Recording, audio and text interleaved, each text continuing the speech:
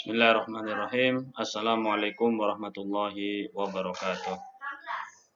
Alhamdulillah wassalatu wassalamu ala Rasulillah wa ala alihi wa sahbihi wa mawala amma ba'd. Yang kami hormati Bapak dosen, yang kami hormati rekan-rekan kelas MPI 2, mahasiswa Pasca Sarjana YIN Samarinda. Izinkan kami hadir di sini, saya bersama Pak Juniansyah, untuk menyampaikan hasil analisis jurnal ilmiah pada kesempatan kali ini. Kami telah melakukan penelitian terhadap salah satu jurnal ilmiah sebagai bahan presentasi untuk tugas kelompok kami, yang dalam hal ini materi yang sudah kami siapkan adalah jurnal ilmiah yang berjudul Kurikulum Pondok Pesantren Muadalah. Kurikulum Pondok Pesantren Muadalah ini merupakan salah satu bentuk pengakuan baru dari negara terhadap keberadaan pendidikan di lingkungan pondok pesantren. Baik, langsung saja saya akan menyampaikan materi tentang isi analisis dari jurnal ilmiah tersebut. Judul jurnal yang kami teliti adalah Kurikulum Pondok Pesantren Muadalah. Kemudian secara umum penulis ini berikut gambaran umum tentang jurnal, yaitu judulnya Kurikulum Pondok Pesantren Muadalah. Penulisnya adalah Musholin, beliau adalah dosen dari Sekolah Tinggi Agama Islam Negeri Pamekasan Madura. Kemudian tahun penerbitan 2014, volume 11, nomor 1, edisi Januari sampai Juni 2014. Lokasi penelitian Pondok Pesantren Al-Fitrah Kedinding Surabaya. Metode penelitian kualitatif, kategori jurnal adalah Sinta 3. Nah, ini kami cek keberadaan jurnal Nuansa dari Garuda Dikti. Nah, selanjutnya, ini bentuk jurnalnya.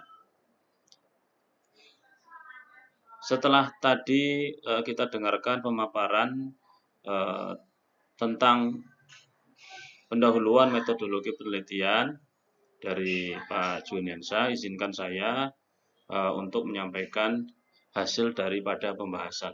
Namun alangkah baiknya kita ulas sedikit tentang aspek di bab pertama, bahwa keberadaan daripada Pondok Pesantren Al-Fitrah Kedinding Lor Surabaya ini itu merupakan pondok pesantren yang baru mendapatkan pengakuan kurikulum muadalah dari Kementerian Agama pada tahun 2008 bersama 32 lembaga pendidikan Islam lainnya. Sebelumnya 10 tahun yang lalu, atau tepatnya 1998, Pondok Pesantren Modern Gontor dengan sistem Kuliatul Muallimin Al-Islamiyah telah mendapatkan pengakuan lebih dahulu.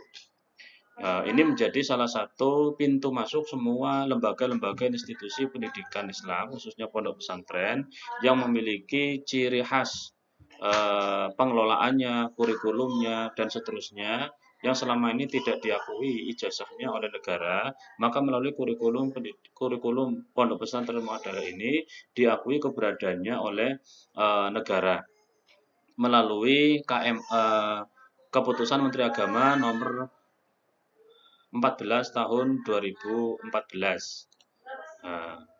Nomor 14 tahun 2014 disebutkan bahwa pada pasal 1, Satuan Pendidikan Muadalah pada pondok pesantren yang selanjutnya disebut Satuan Pendidikan Muadalah adalah satuan pendidikan keagamaan Islam yang diselenggarakan oleh dan berada di lingkungan pesantren dengan mengembangkan kurikulum sesuai dengan kekhasan pesantren dengan basis kitab kuning atau dirasah Islamiyah dengan pola pendidikan muallimin secara berjenjang dan terstruktur yang dapat disetarakan dan dengan jenjang pendidikan dasar dan menengah di lingkungan Kementerian Agama.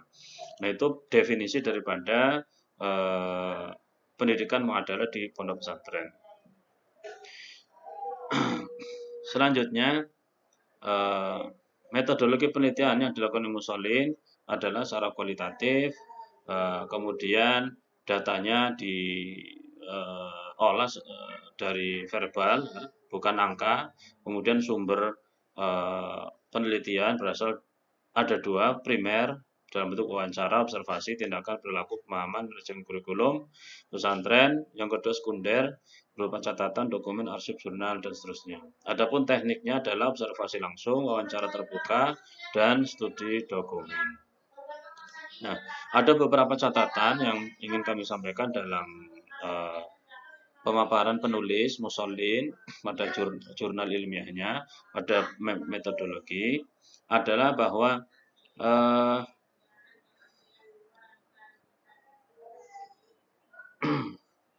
beberapa hal diantaranya peneliti tidak menyebutkan kapan penelitian ini dilaksanakan, ya, rentang waktunya dan seterusnya.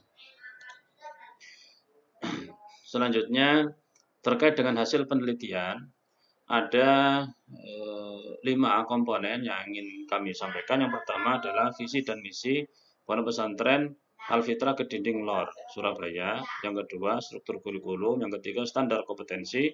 Yang keempat, kegiatan dan metode. Yang kelima, diferensiasi kurikulum. Pada visi dan misi pondok pesantren di Al-Fitrah itu adalah membentuk generasi saleh salehah yang mensuri tauladani akhlakul karimah baginda Habibillah Rasulullah Muhammad SAW, meneruskan perjuangan salafus saleh, terdepan dalam berilmu dan beragama, serta mampu menghadapi tantangan zaman. Selanjutnya dijabarkan dalam misi, dalam 4 misi. Yang pertama, bentuk jiwa santri yang mampu mensuri tauladani karimah baginda Nabi SAW. 2, membentuk santri yang mampu melanjutkan perjuangan salafus saleh. Yang ketiga, membentuk santri yang terdepan dalam berilmu dan beragama. 4, membentuk santri yang mampu menghadapi tantangan zaman. Selanjutnya, struktur kurikulum pada pondok pesantren Al-Fitrah Surabaya.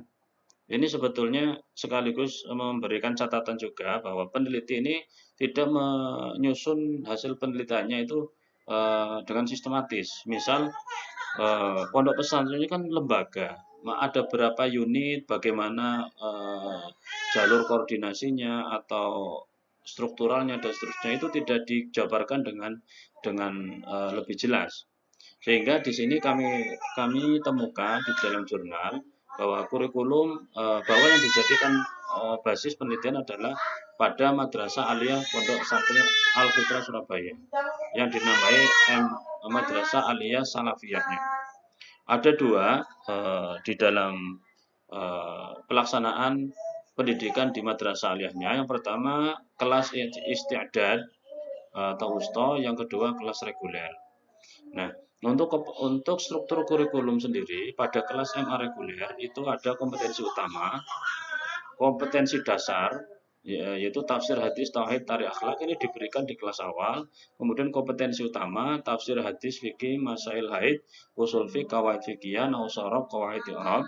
Kemudian kompetensi pendukung sorogan, falak, faraid, PPKN, bahasa Indonesia, bahasa Inggris, matematik, IPS. Dan yang terakhir kompetensi pilihan wajib, bahasa Arab, bahasa Inggris, dan TIK. Nah, kemudian standar kompetensinya untuk itu tadi struktur kurikulum dan juga pelaksanaan standar kompetensinya. Nah, kemudian untuk kelas isti'dad wusta itu ada 11 mata pelajaran dengan alokasi sebagaimana tertera. Jumlah total alokasi jam dalam 1 minggu itu ada 41. Kemudian untuk yang reguler juga sama, bisa Anda lihat di layar monitor. Ada hal yang menarik dari hasil penelitian ini bahwa secara kesimpulannya pendidikan agama atau pelajaran agama yang diselenggarakan di MA Al-Fitrah Surabaya ini terdiri dari 70%, sedangkan umum 30%. Dan salah satu ciri khas keunikannya itu adalah pendidikan umum hanya diberikan pada kelas 2 dan kelas 3. Maksimalnya di kelas 3 dan itu pun di jam sore setelah salat asar sampai maghrib. Nah, jadi lebih menekankan pada aspek diniyahnya. Nah, nanti di metodologi pembelajaran kegiatan santri akan kita lihat dengan jelas bagaimana proses pembagian-pembagian itu. Nah, standar kompetensi di MMA Alfitra Surabaya ini disusun oleh tim tersendiri, oleh mandiri lembaga tersebut. Nah, di sini kami tampilkan beberapa materi pelajaran, juga nama kitabnya, kemudian kapan diberikannya, serta standar kompetensi yang dihasilkan.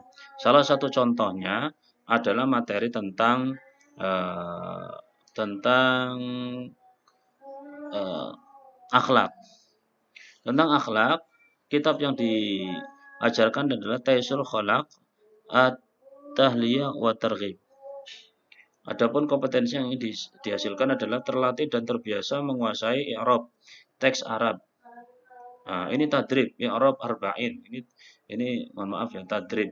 Ini maksudnya pelajaran tadrib, latihan. Nah, latihan i'rab, bukunya i'rab arba'in itu untuk melatih dan terbiasa menguasai i'rab teks Arab yang terkait dengan 40 hadis. Jadi ini salah satu contoh kitab hadis Arba'in Nawawi itu dijadikan sebagai materi untuk melatih menguasai ilmu i'rab. Selanjutnya kegiatan dan metode di Alfitra ada 2 kegiatan dan ada 4 metode. 2 kegiatan ini, satu yaitu kegiatan yang dinamai berangkat dan yang kedua kegiatan yang dinamai formal.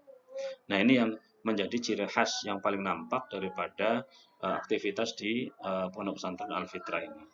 Yang pertama, berangkat. Apa yang dimaksud berangkat ini? Kegiatan berangkat ini adalah bagaimana seorang santri itu menuju Allah Subhanahu wa taala. Makanya disebut dengan kegiatan berangkat.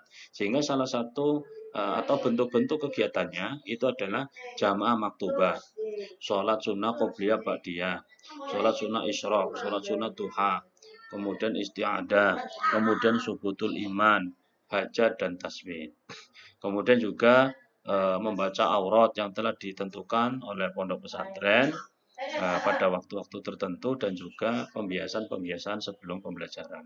Kemudian membaca Al-Quran, kemudian membaca Maulid Nabi, istighosah, sholawatan, dan seterusnya. Dan juga membaca Manaqib Syekh Abdul Qadir Al-Jailani yang dilakukan setiap malam Ahad, diawali dengan Al-Fatihah 3 kali, kemudian membaca Manaqib sendiri-sendiri selama 20 menit, lalu doa, kemudian baca nasyid Ibadallah ya Arhamar Rahimin dan nasyid sampai selesai kira-kira 10 sampai 15 menit. Nah, ini salah satu bentuk contoh kegiatan berangkat. Nah, ini yang utama. Nah, adapun yang formal itu adalah kegiatan yang dilakukan secara formal dan dikoordinir oleh lembaga formal pesantren Al-Fitra. Bentuk kegiatan berupa intrakurikuler, ekstrakurikuler, keterampilan seperti kursus-kursus dan lain-lain sebagainya. Nah, adapun metode yang dilakukan di Pondok Pesantren Al-Fitra Kedunding Lor ini adalah pada prinsipnya seperti pondok pesantren Salafiyah yang lain, seperti hafalan, bandungan, kemudian demonstrasi, muhawaroh, kemudian sorogan, dan seterusnya. Kemudian yang terakhir tentang diferensiasi kurikulum. Ada 4 hal yang menjadi diferensiasi kurikulum di Alfitra yang kemudian menjadikan ini dinilai oleh Kementerian Agama lolos untuk mendapatkan sertifikat muadalah. Apa saja?